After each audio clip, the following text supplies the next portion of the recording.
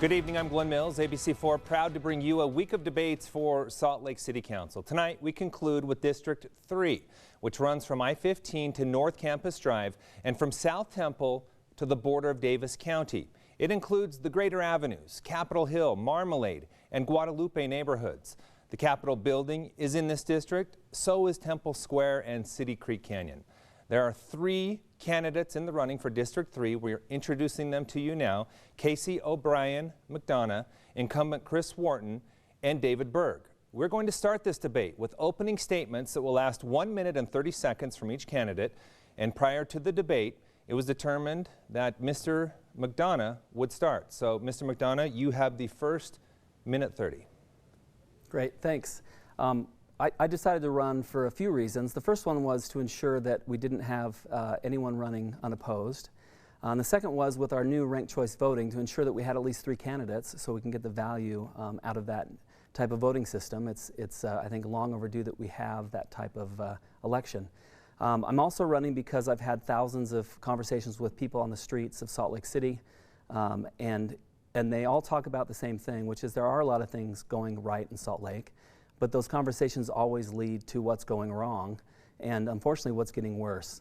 I think there's issues at City Hall that aren't being talked about openly enough. From the voters I talk to, they don't think the city is listening enough to their voices. And so I've decided to run so that we can shake up city leadership and have new voices in City Hall. And my promise is to listen to all the constituents across my district to ensure that I reflect what they want to happen or don't want to happen in our district. So, yeah, that's my statement. Okay, we will now turn to Mr. Wharton for your opening statement. You have the next minute 30. I'm Chris Wharton, and I am the current City Council member for District 3. I was born in the district, and as a 6th-generation Utahn, I have deep roots in the community.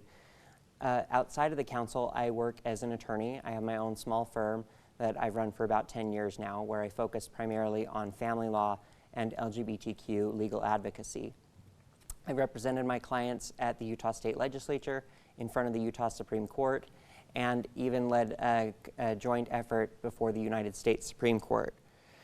I've been an advocate for District 3, and some of my top priorities have been affordable housing, sustainability, neighborhood safety, funding arts, parks, and trails, and historic preservation.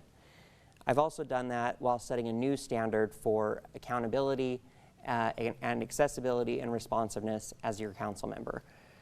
I did that through some of the most difficult times in our city's history, including when I served as chair of the council in 2020, where I helped lead the city's efforts in responding to the pandemic, the earthquake, and the hurricane-force windstorm. I'm excited to talk about some of these issues tonight, and I hope we'll cover a broad array of different issues. And I want to show you why I will continue to be the best representative for Salt Lake City's District 3. Thank you very much. We will round out our opening statements with Mr. Berg. The next 90 seconds go to you. Thank you, and thank you for hosting the debate tonight. I really appreciate this kind of thing and think that civic engagement and civic knowledge is power, and we need to get more citizens involved, and this is how we do it. My name is David Berg. I am currently working as a healthcare worker, primarily with our homeless population.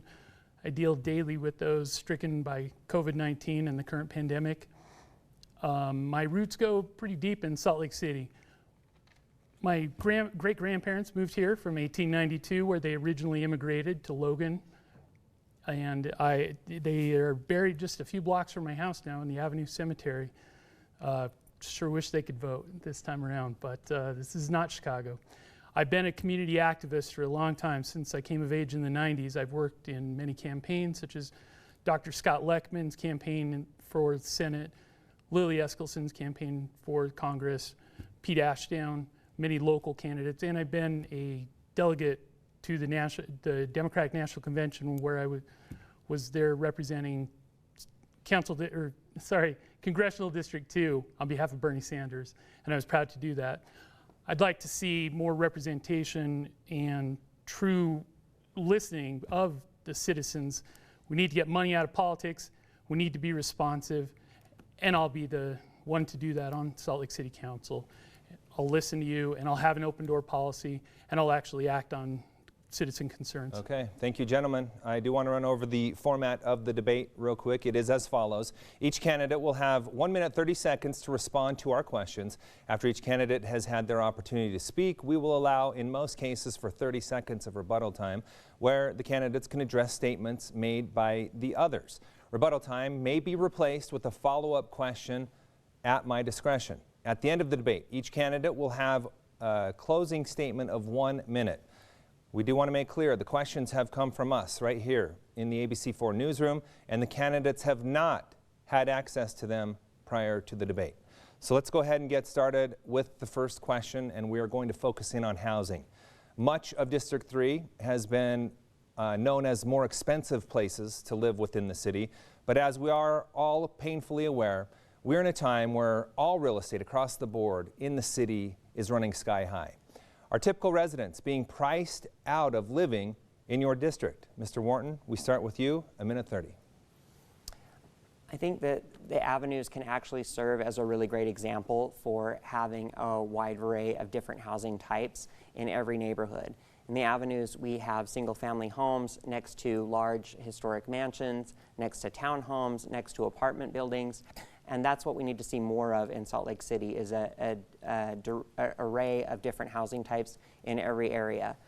On the council, I have supported unprecedented investments in affordable housing, and that's led to thousands of new units across the city that are in affordable housing units that people would otherwise be priced out of Salt Lake City and unable to afford. Moving forward, what I would like to see and what I've been working closely on with our planning staff is creating more opportunities for density, but not at the expense of our neighborhoods. We've seen models, not just the avenues, but there are models in the city where we can do this and we can do it smart while avoiding some of the problems that we have with density where it doesn't make sense, where it doesn't have the transit to support it, it doesn't have the neighborhood amenities. I also will work closely with planning staff and with my colleagues on the council to pass an affordable housing overlay and a housing loss mitigation ordinance that would work against displacement and try to mitigate the negative effects of gentrification. Mr. Berg, we now turn to you. Your thoughts on the high cost of housing and renting? It's a great question, and it's a great issue facing us. And just because something is called affordable by my opponent doesn't mean it's actually affordable. He could say 2 + 2 = 5, doesn't make it true. I could say I'm the handsomest guy in the world. Doesn't make it true, also doesn't mean it's not true. I think right now, Salt Lake City uses AMI, area median income, to measure what is affordable and what is not. AMI is a reflection of some of the super wealthy that live amongst us and reflective of the income gap. I would challenge the incumbent to tell me exactly what the monthly rent on one of these so-called affordable housing units is. Right now we've got developers lining the campaign coffers of council members and the mayor to the tune of thousands of dollars. They're not doing that just because they want to be good citizens. They're doing that as an investment, and they get the payoff from that investment when the city council and the mayor hand them millions of our taxpayer dollars or property that is owned by us.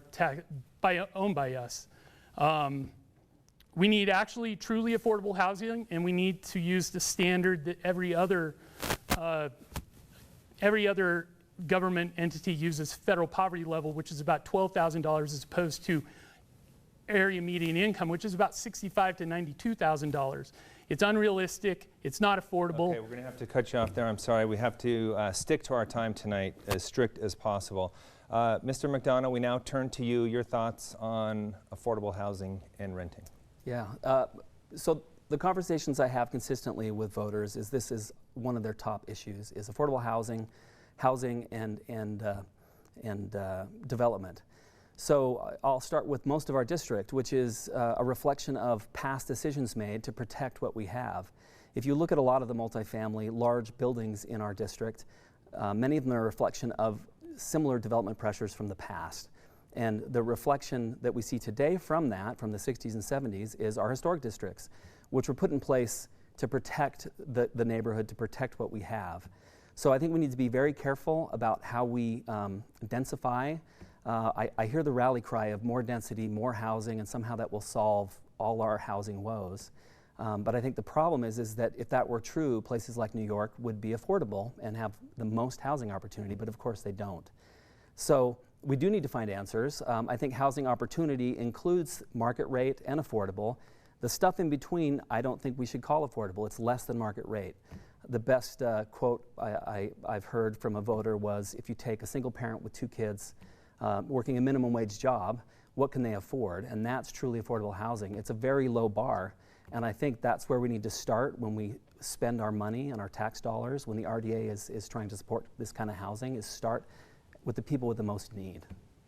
All right, thank you very much. As much as I would love to dig into rebuttal time as to whether Mr. Berg is indeed the most handsome gentleman in the world, we're going to stay on track here tonight. Mr. Wharton, you were challenged by your opponent.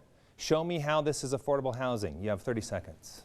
Sure. Well, AMI is just this area median income. It's one of the measures that we use for our, it's a census designated area, but we don't just use one number under AMI. Some developments are people at 80% AMI, some are as low as 25% AMI. So it's not, we're not painting with one broad brush like my opponent implies.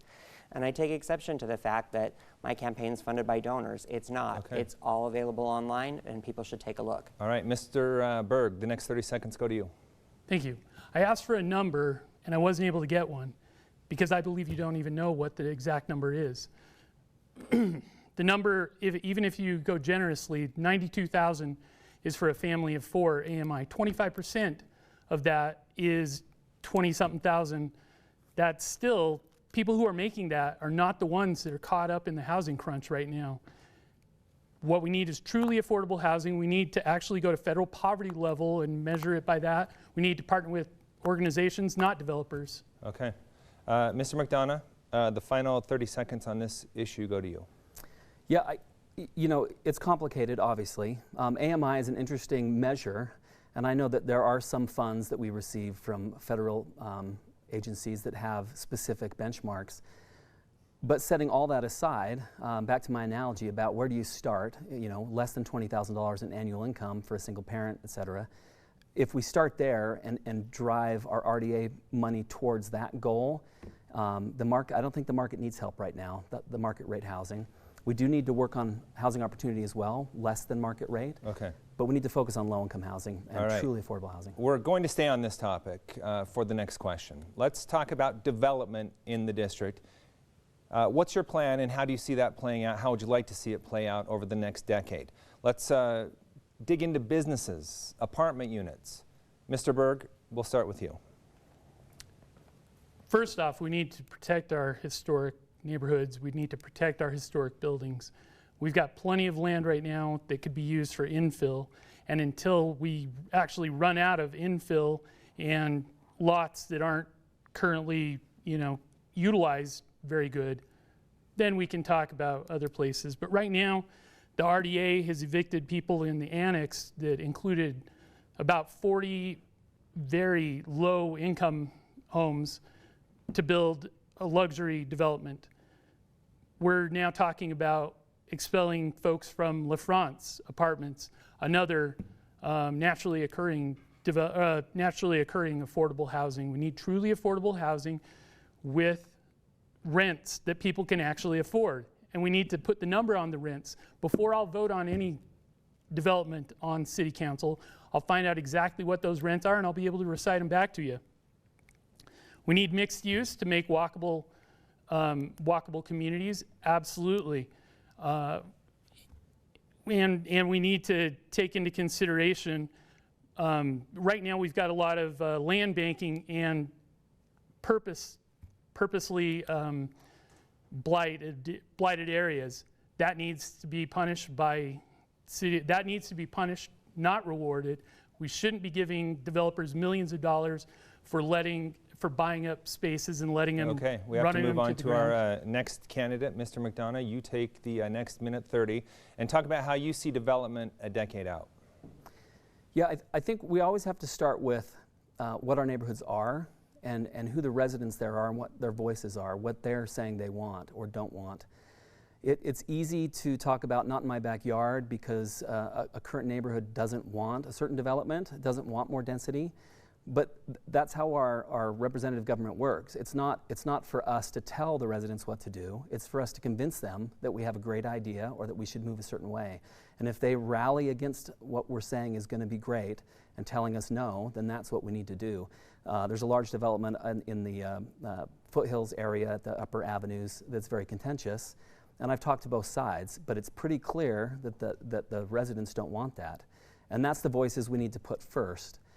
There's a lot of asking for extra right now with the Planning Commission, with the Historic Landmarks Commission, and we need to always put communities and community councils' voices first. Zoning is a flexible target, but you have to convince neighborhoods that what you propose is the right thing to do and get them on board. And if you can't do that, then you don't get to do more than what is already zoned and what is allowed. So I think that's where we start. It's interesting, I saw a statistic about the avenues. It used to be much denser and there were a lot of ADUs. We need to talk about that more and how we can fit that into affordable housing, but only if we get the residents on board. All right, thank you, Mr. Wharton. Let's turn to you. Your thoughts on development in your district over the next 10 years. Not all, we need to understand first of all that by and large what we're talking about is privately owned land. And you can't just punish someone because you don't necessarily like the way that they're using their land. The city doesn't have that authority. What we do have the authority to do is work with developers, and when developers come to the city and ask for changes, whether it's a height variance or whether they're asking for gap funding or any of that, is make them come to the table with public benefits in exchange for granting those exceptions and changes. And that's what I've done with every single project that's come before the City Council, where we have a private developer either asking for some sort of gap loan from the city or some sort of change to the established zoning. And we have to remember, not all developers are created equal. A lot of developers are really interested in being a good partner with the city and solving these issues. If we demonize these developers that are also trying to help the city address affordable housing and are trying to build units that help that get more and more people off the streets, we're going to have a much better outcome, and we're going to be able to put more people in homes. That's the ultimate goal here. Again, not all density is created equal either. So I think it makes it's really important that when we are looking at changes to our density, that we make sure that that those are happening where density makes sense, where the neighborhood can support it. Let's actually dig into that a little bit more, because we have hit on the topic of high density. You travel through the Marmalade neighborhood, for example, and you see several high-density projects going up there. Take the next 30 seconds to describe how you see high density and the solution it could potentially be within your district. Mr. Berg, you are first. High density and mixed use, especially focusing on infill and underutilized properties first. Absolutely. I'd like to mention, though, of course, private land is private, but we're talking about publicly owned RDA land that my opponent has voted to give away for $0 to a billionaire Texas developer, Hines, with an incomplete deal for a few apartments at $1,500 for studios. That's not affordable, it's not realistic, it's corporate welfare. We have to move on. Mr. McDonough, the next 30 seconds are yours. Yeah, I think that the density, it's interesting, the Marmalade is, we'll say, the most different part of District 3. Most of District 3, moving east of Marmalade, is residential, right? Smaller scale for the vast majority of homes. And so the Marmalade is under a separate kind of pressure than the rest of the district, and I think we need to listen to those communities and those residents, and we need to understand what they do or don't want. So I talked about extra. Everything's currently zoned the way it is. All the private property owners know what it is. I'm sorry, That's all right. Your time has run up. We need to move on to Mr. Wharton. You have 30 seconds to respond. Thank you. I live in Marmalade, and I've seen the growth. I think there are some projects that have been a great addition to the neighborhood. There are other projects that certainly could do better in terms of addressing affordability, in terms of historic adaptive reuse. And again, I will work with developers on these when it involves private land to make sure that we're addressing those issues. And when it involves public land, I will make sure that that is always dedicated to affordable, sustainable units. Thank you very much. Let's move on to our next question, and we're actually going to just dissect the district a little bit more. As we've mentioned, some areas are higher income, like the avenues in Capitol Hill, but there's a small carve out in the Rose Park area in the district. The Guadalupe neighborhood would be in that historically lower income. Are these areas being underserved, and what should be done with that if they are? Mr. McDonough, you are first on this one. Yeah, I think that area of our district, of the city, needs to be given more attention. We need to ensure that we're not spending an unequal share of tax dollars in the neighborhoods who don't need it as much. There are more low-income people in the neighborhood. It's historically more a blue-collar neighborhood. And so I think we need to focus in on the critical infrastructure needs, the critical low-income housing needs, and affordable housing in that neighborhood, and listen to those residents in that neighborhood of what they want to see. Density might be an answer, but we can't simply force that on them and hope that they like it. Excuse me. We need to make sure they have buy-in, that they understand what they're looking at, what they're getting. And it's true all developers aren't created equal, but every developer asking for more understands what they bought and how it was zoned. So I think sometimes they cry foul because we're not giving them more than what they signed up for. But if the residents don't want to give it, if we can't get the buy-in from the neighborhood, then we shouldn't do that. So I think that neighborhood does need more attention. You hear it from other council people and people running for council in those other districts that serve that area. And so I think that's a great place to focus more of our attention. Okay. Mr. Wharton, as the incumbent, are you paying the appropriate attention to Guadalupe and Rose Park residents? There's no question that our West Side neighborhoods have been underserved, and that District 3 historically, those West Side neighborhoods within District 3 have also been underrepresented. And that's why I have made the concerted effort to not only live and have my family, grow my family on the west side of the district, but every single week you will find me in our neighborhoods on the west side, not just of the west sides of District 3, but also Guadalupe, but also Fair Park and Rose Park, talking to residents and talking to businesses, talking to our North Temple Bike Squad about what they want to see in the future of their neighborhood.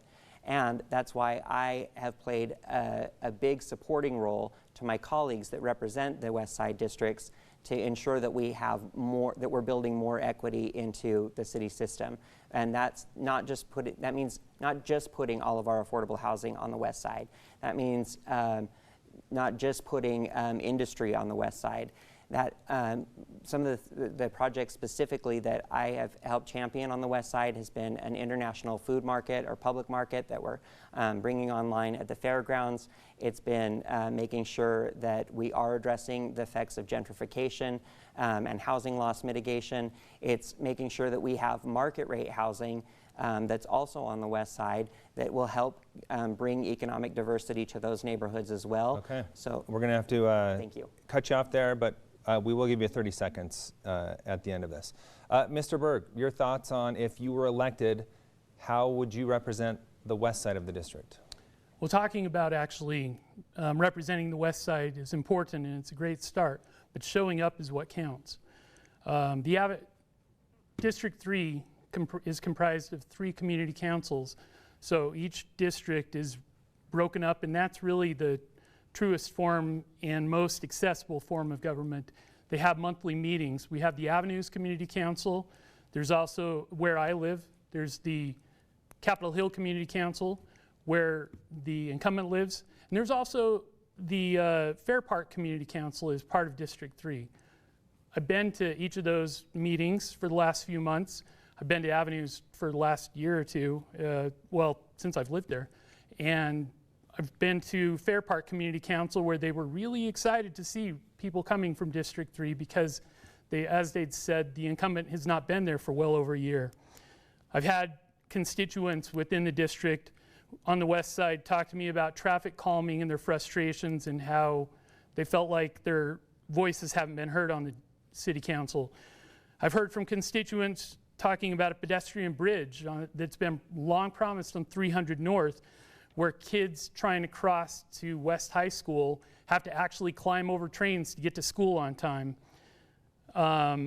There's also Swedetown that's stuck in the middle of the refineries. I think we need to start the conversation about moving refineries out of our airshed and out of our district. We're going to move to rebuttal time now. Mr. McDonough, you have the first 30 seconds to respond to what you heard from your opponents. Yeah, it's interesting. I think David brought up a great point, which is the west side of District 3 is unequally burdened from pollution and from the freeway and from the refineries and from traffic of all sorts. I think that's a place that we can pay more attention to that part of the city, and it's got to be more than just planting trees. That's always a good start. We can never have too few trees, or too many, I should say. Okay. But I think, all right, we're gonna have to move on. Your 30 seconds are up. Mr. Wharton, you have 30 seconds to respond. It's just simply not true for my opponent to say that I haven't been at these meetings. For more than 4 years, for the last 4 years or more, not just the last couple of months, I have consistently been to all of these meetings. And as I said before, I go every week to spend time with residents and businesses in the west side parts of District 3 and the west side of the city. It's also not true that we're just giving away these benefits. The city exchanges public benefits through a public process. All right, we're going to have to go to Mr. Berg. You have 30 seconds. Actions speak louder than words. The current representative has not been to the Fair Park Community Council for about a year, hasn't addressed the traffic on the west side, hasn't addressed the long promised pedestrian bridge. And what you were referring to, again, that's an incomplete deal that you gave away the House. You gave away our taxpayer dollars without actually understanding the deal or... All right, your time is up. We're going to have to cut you off there. Sorry to do this, gentlemen, but we really have to stay on track to be able to hit our time goals here. We do want to let you know that we are about halfway through the debate now. Election Day is Tuesday, November 2nd. Ballots already out. This year, this race that we are featuring tonight and many others are being determined through ranked choice voting. That means you rank the candidates in order of your preference. So in this case, first, second, or third. Once one candidate gets more than 50% of the vote, that candidate is declared the winner. Let's go ahead and get right back to the debate now. This is a good point to transition to the historic drought we are currently in. As you take a look at your district, how do you believe residents did in conserving water, and do you see lawns as an issue that may need to be addressed? Mr. Wharton, we start with you. So I've been a strong supporter of defending the city's watershed and our extraterritorial jurisdiction, which allows us to plan for years like this where we have unprecedented drought. But I absolutely think that we can continue to make progress on this issue. I have been talking with my colleagues on the council and with our planning department about revisiting some of our requirements for how much of a property needs to have vegetation, what is considered vegetation, increasing our incentives for growing xeriscaping or xeriscaping your yard, providing more resources to residents on how they can do that. And then in addition to that, looking at if we have another year like we did this year, despite the recent rain that we've had, we are going to have to rely on the careful planning that Salt Lake City has done over generations to account for that type of environmental emergency. And I think now that we are seeing that and residents are understanding just how serious the situation is after this year of drought, it is validating the hard work that has taken, as I said, over generations of vigorously and zealously defending our watershed from encroachment by development or taking over the city's authority to control those areas. Mr. Berg, address the historic drought we're in. How did residents in the district do at conserving, and how do you address it? There's been a lot of xeriscaping around the neighborhood, and just today I was contacted by one of the individuals who has he's been threatened with a fine because of his xeriscaping. Apparently they don't consider trees as part of the vegetation requirement. That needs to change. And we need to look at, of course, the Great Salt Lake is one of the biggest victims of our drought and our overwater consumption. We need to do everything we can. Most of the fresh water use in our state and in our county is actually going to agriculture, so we need to look at what we can do toward that. There's not a whole lot on the city council that can be done as far as that goes, but we can encourage our residents to grow what they eat, more of what they eat. And boy, we've got to just change our xeriscaping requirements right now. Trees are such an important part. They have an effect on the cooling of the planet, of our neighborhoods, of our properties, and yeah, that's what I would do is change that immediately. Okay. Mr. McDonough, we will go to you. You have a minute 30. Talk about how you would address the drought situation. Yes, I think incentivizing xeriscaping is a great start. I've started to think about a different term, which is nativescaping. If you look into the foothills, you see the native plants that make up any part of a hillside. I think that would be even better to incentivize because that is something that just grows naturally, and it would need very little water in the context of a drought. I was talking to somebody from the Save the Great Salt Lake organization about Salt Lake City's ability to push more water that way to avert crisis with bringing up dust and debris from a drying up lake. I think we need to definitely investigate that to see how we can move water that way. We are in a great position with our watersheds. We're lucky in a lot of ways that we have control over so much of the fresh water in the valley, and I think we are rightfully protective of it. And so I think we need to continue to fiercely protect those rights and understand how they're used and how we can help battle against droughts when they come. So I like all those ideas. I think the other thing is a lot of engagement with people to incentivize them to change their yards, but understand the full consequences of the environmental cost. There is a cost of digging up a bunch of sprinkler pipe and hauling it to the dump. We need to understand the totality of it so that we make the best decisions. All right. Mr. Wharton, let's move on to you for 30 seconds to respond to what you heard. Just that I would disagree with my opponents that defending the watershed is the key thing that the city can do. These other efforts are also very important. I think by and large, I've seen from the residents of District 3 a willingness and a desire to be even more water-wise and more conscious. And I think that there's a lot of opportunity for us to move forward there. And I look forward to being able to do that if I'm reelected to the council. Okay, Mr. Berg, 30 seconds. I didn't hear a lot of disagreement. I think we've all got some great ideas and we're all pretty much headed in the same direction, that we do need to incentivize more xeriscaping, native landscapes, which of course encourage native pollinators, native bees, putting down trees to cool the planet, more trees. I didn't hear a lot of disagreement, and I like what I've been hearing on that answer from the other candidates here. Mr. McDonough, final 30 seconds. Yep. I would agree as well. We're all talking about the right kind of ideas, I believe, the stuff that I'm hearing from voters. And we just need to make sure we continually engage with them so they understand what we're doing, where we're spending on our energy, our efforts. And I don't think, protecting the watershed is the primary way to fight the drought.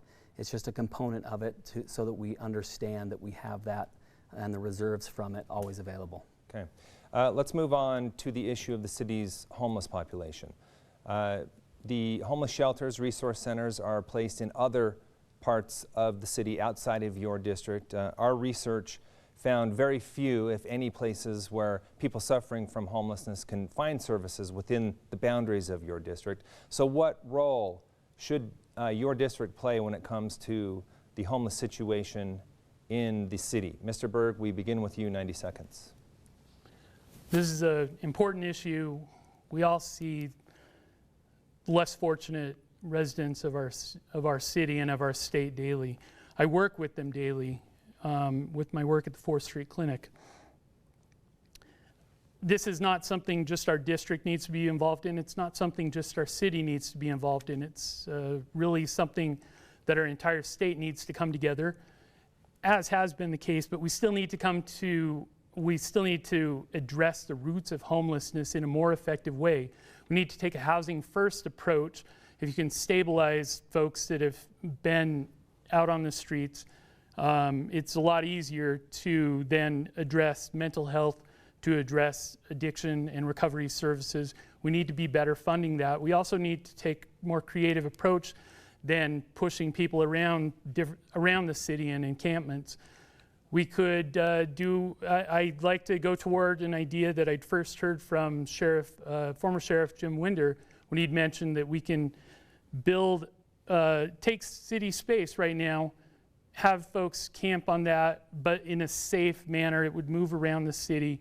It would provide services, mental health, addiction and recovery, as well as sanitation, and keep those folks safe. Right now, we've got people camping on our streets right now. We can enforce our camping ordinance that way in a compassionate way. Your time, sir, has come up. Mr. McDonough, we turn to you.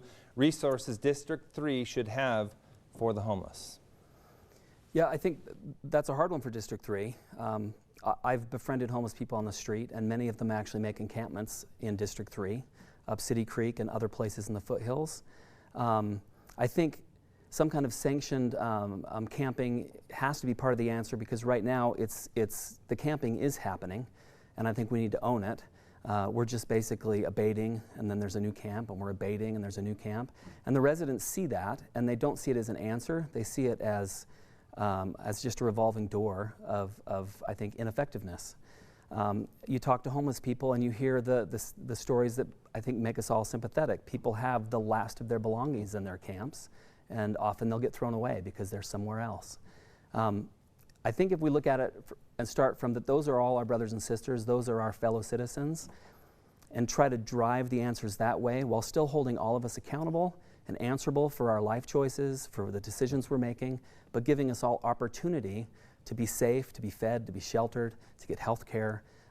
Right now, the voters I talk to just see it as a never-ending story of homelessness and abatement and camps and problems. And so I think this is one of the top crises facing the city, and it has to be addressed in a broader spectrum. Okay, Mr. Wharton, we turn to you. Take the next minute 30 to discuss resources for homelessness in your district. Sure. Homelessness still, even though we don't have currently a shelter in District 3, it still very much touches upon District 3 because of our proximity to downtown. We have a lot of camping in District 3 in the canyons. You also have LDS Hospital, which is key to where a lot of those emergency calls end up going. But I think that I'm concerned about adding any additional shelters just to Salt Lake City, because Salt Lake City is continuing to shoulder the burden of homelessness for not just the Salt Lake Valley, but for most of the state of Utah. And so I would look at any of that with a critical eye and say, why can't we work with our state partners, work with the new statewide homelessness coordinator, and say we need to be looking at venues other than Salt Lake City. We already host the youth center. We host 2 permanent overnight shelters. We host day shelters. And for the last 2 years, Salt Lake City has stepped up to provide the emergency shelters over the winter, because we don't want anybody freezing to death in Salt Lake City. However, we can't, if we're going to have a truly decentralized model and we're going to truly address connecting homeless individuals to services, then I think we have to work with our other municipalities and work with the state to find other locations that are going to continue with that model. We're going to have a follow-up question on this issue. The mentality of NIMBYism came up earlier in the debate on another topic, not in my backyard. Is that an issue when it comes to addressing homelessness, and what should be done about it? Mr. Berg, you have the first 30 seconds. That can be a problem, but the fact is, look, whether we've got a sanctioned shelter within our city, another one or not, they're here. People are here. They're our brothers and sisters. They're our neighbors. We need to take a compassionate approach and speak with them and ask what is needed. we need to actually, and if it's done in a safe space with a compassionate approach, it's much better than just them camping out anyway. Mr. McDonough, 30 seconds to address residents who don't want homeless resources in the district. Yeah, I mean, not my backyard is an easy answer until it's in your backyard, right? So we all have to have the conversation of who is taking on the burden for what in our city. Downtown is often the place to go, right? That's where the population congregates often because that's where a lot of the services are, and it's a complicated puzzle, but I think working with our other municipalities is a good way to try to spread the services across the valley. Okay, Mr. Wharton, the final 30 seconds on this question go to you.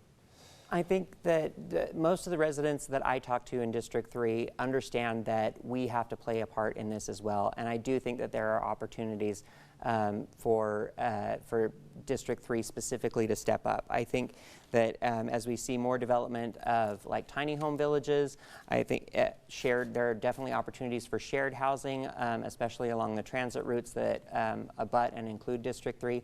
So I do think that there are opportunities where we can step up, and that District 3 residents are ready to be part of the solution. We're going to shift now to public safety.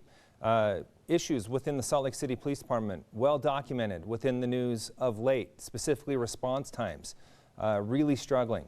So is this an issue that's a budgetary issue, or is it a resource issue? For the first minute and a half, we go to Mr. McDonough. So this is always a top 3 issue for voters I talk to. And I often use these examples of why it needs to be treated more like the crisis that it is. You hear too many stories about response times, about priority 1 calls becoming priority 1 and priority 2 calls.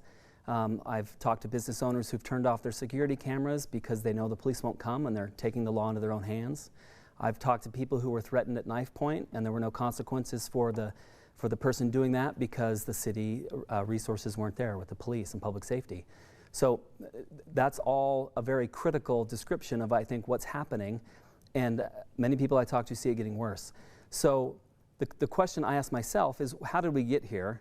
And I'm in the National Guard. There's a lot of law enforcement officers there, and there's a common theme about Salt Lake City's police department in the context of the upper leadership and the city leadership. It's that they don't feel like they really have their back. And I always ask them, is it that you don't want to be held accountable? And they say, no, it's not. It's that we have to have a real conversation. You can't simply, not raise our wages to match other municipalities and expect us to stay. You can't expect us to do the job we're doing without the money to train us. This is a crisis, and we've got to treat it like that. Mr. Wharton, you have 90 seconds on the priorities for policing. Absolutely. So I think it's both a budget and a resource issue. I also think that it touches upon transparency and accountability of our department. Now, I want to be clear, I supported the biggest increase in officer compensation in Salt Lake City history, and I did that because we are asking our police officers to go above and beyond what any other city is asking them to do. They deal with issues in our capital city that are different fundamentally from other communities. They also are getting more and more training on de-escalation and crisis intervention training than anywhere else, and they deserve to be compensated for being higher trained, higher caliber officers. But we are asking police to do too much. I think everybody on both sides agrees with that we are asking them to be more than just police officers, and that's why for the massive amount of calls that we get to the city where there is an emergency in place but there's not a crime being committed, I voted to double the size of our social worker program. That's a co-responder model. I think it's one of the best models that we have in the country, even though it's not widely reported on. But allowing these crisis workers to go out and help police officers and help lower our call times. I also meet with our police officers every week to try to understand more about how we can do better and recruit more to Salt Lake City to address those wait times. Mr. Berg, how would you address police budgeting and resources? I think we need to return to an idea of neighborhood policing. We need to return to beat cop, who we know the name of and they know our names, and they know what's going on in the city, they know what's going on in our neighborhoods. We need to be more creatively investing our money into police officers that come from our neighborhoods, that are invested in our neighborhoods automatically that live here. It's one thing if a police officer cares deeply about our city, but then hops in his or her car and drives an hour south to Nephi, as opposed to someone who goes, a block away to their house and pulls their car up and knows what's going on in our neighborhoods. We've got a lot of talent here. We need to better utilize it. We also need to recognize that cops should not be mental health workers. They're not mental health workers. Police officers are there to address crime. They can better do that if we take some of the burden and do a better job of dispatching mental health workers. We could better utilize the mobile crisis outreach team, for example, that is based out of the Huntsman Mental Health Hospital. Some of the 911 calls that are diverted right now to someone having a mental breakdown, to send a cop there, it does a disservice to the individual and to the police officer. All right. Due to time constraints, answers to this next question are going to be limited to 1 minute and no rebuttal. We want to get into air quality. There is an oil refinery in your district. So talk about how you view air quality and specifically reducing those red air days that we all dread. Mr. Wharton, we'll begin with you. Electrification is key, and and so is public transit. Those are currently our biggest two emissions, and I have supported every public transit and active transit measure that has come before the council in the last 4 years, because I believe that air quality continues to be one of the biggest threats to the livability of our valley and to the future prosperity of our city. In addition, I think the next thing that we're looking more and more at and where the city can do more is through building emissions and incentivizing greener development, greener infrastructure in our buildings to ensure that the second biggest polluter is also, we're keeping an eye on that and I think naturally we're going to hopefully see more electric cars and people investing in that because of the city's investment in electrification. Okay, Mr. Berg, you have 1 minute on air quality and the refinery. We can do quite a bit with, as the incumbent had alluded to, we can do quite a bit with green business standards, and that's a great place to start. But we also, and before then, we need to offer absolute steadfast opposition to the proposed polluting port on the west side.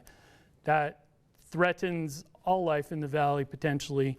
The pollution that could come from there, and we need to just have steadfast opposition to it completely. We need to start the conversation about moving our refinery out of our airshed. As I mentioned earlier, this is a closed airshed. We have some of the dirtiest air in the world on some days. That would go pretty far toward it, and I know it's going to be a big deal, but we can do it, and we should do it, and I'll start that conversation. I can't wait to hang out and go into Swedetown where you can't taste the air. If you're familiar with Swedetown, there's a little neighborhood right in the middle of the refineries that's been neglected. Unfortunately, your time has come up. Mr. McDonough, a minute on how you would address air quality if elected. Yeah, I think, as a city council person, we have the power of our legislative branch in the city and the things we can actually drive impact on. Encouraging electrification is a great one, phasing out of the refineries. But we need to constantly be watching for unintended consequences. If we simply were to close the refineries and move them away, would it affect gas prices and would it affect people who need to drive to work from every economic scale? So I think we need to have a full picture of how we're going to address these problems, cooperating with all the municipalities around us. We're the unfortunate benefactors of this geology and these weather patterns that pack all the dirty air into our valley. And maybe that's good because it's going to make us focus on how to solve the problem, and then people can follow our lead. Okay, we're now to the end of our debate. That means that each candidate has 1 minute in time for a closing statement. It was determined before the debate began. The first closing statement would go to Casey O'Brien McDonough. Thanks. So thank you for having us here. This has been great. I'm loving to have 3 candidates on this first ranked choice voting ballot. Just remember to mark your first, second, and third choices. Casey first, David second. I said it before in my opening statement, which is there's a lot going right. There's a lot of great things happening at City Hall. There's a lot of great things city leadership is doing. But the constant conversation I have is that there's all these things that are unspoken of, that there aren't enough conversations about. And that makes people feel like they're not being listened to when they talk about encampments and abatement, and that it's not solving anything. Public safety and not being able to have police come when they call. People are worried. And I think more needs to be done. We need to focus on the crises and focus a little bit away from encouraging development and things like that, and spend our effort where the crisis is.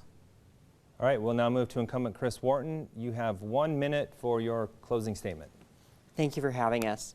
4 years ago, I stood before the residents of District 3 and I promised them to work on affordable housing, sustainability, neighborhood safety, funding arts, parks and trails, and historic preservation. And I have delivered on every single one of those issues. Again, I also take exception with the allegations that I haven't been responsive. I've tried to set a new standard for responsiveness for not just the largest part of District 3, but paying particular attention to the west side of the district. And I think that the residents that know and the residents that show up to those meetings know that I'm there, they know that I'm accessible, they have my cell phone number. This is a critical time in our city and experience matters. I hope that you've heard me speak to that experience. I hope that you've heard that you can trust me to continue to advance these efforts. I hope you'll rank me first in Salt Lake City's first ranked choice election. Your time is up. The last 1 minute closing statement goes to David Berg. I also want to thank ABC4 for this fantastic venue and opportunity to speak to the public. Boy, if we had a responsive and listening individual on the city council right now representing District 3, I wouldn't be here. And let me be clear, I don't think the incumbent is a bad guy. I consider him a friend. I hope we can maintain a friendship. I know it's going to be tough, but I hope we can maintain a friendship after this. I was at his election night party 4 years ago, but I became disillusioned after sitting through hours of testimony in multiple meetings and hearing and the incumbent voting against the public desires. We need a new voice, we need a responsive voice for truly affordable housing, to address the roots of homelessness, for clean air and water. We need to open Dinwoody Park, which my opponent thinks should be privatized. All right, your time is up, sir. Sorry about that. I do want to thank all three of you for being here tonight and in participating in this important community dialogue and letting your prospective voters get a good look at where you stand on the important issues. This does wrap up our week of debates here at ABC4 for the Salt Lake City Council seats that are on the ballot this year. All the debates will be available online. You can go back and find them to do more research if you would like to do so at abc4.com. We do this because it's an important part of the civic process, to do your duty. Make sure when you get your ballot, you should already have it. Do your research, fill it out, because these city council seats have a really impactful impact on your daily life, more so than you probably realize.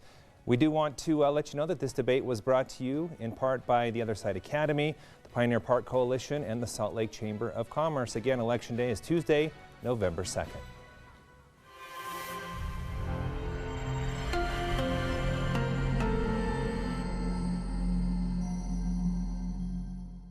Homelessness has overwhelmed our city and community.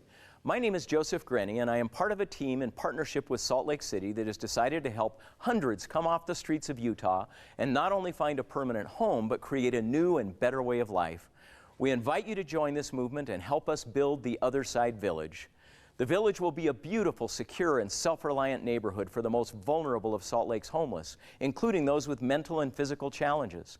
The Village will be a state-of-the-art example of how to help the homeless by providing affordable and permanent housing inside a vibrant community offering both meaningful employment and easily accessible social and healthcare services. Unlike traditional solutions to homelessness, we'll be applying principles of self-reliance, peer accountability, and connectedness to the Village. This endeavor will be a model in the United States for how to address homelessness in sustainable ways that transform lives and our cities. Join us. To learn how to become part of this life-changing place, visit us at theothersidevillage.com.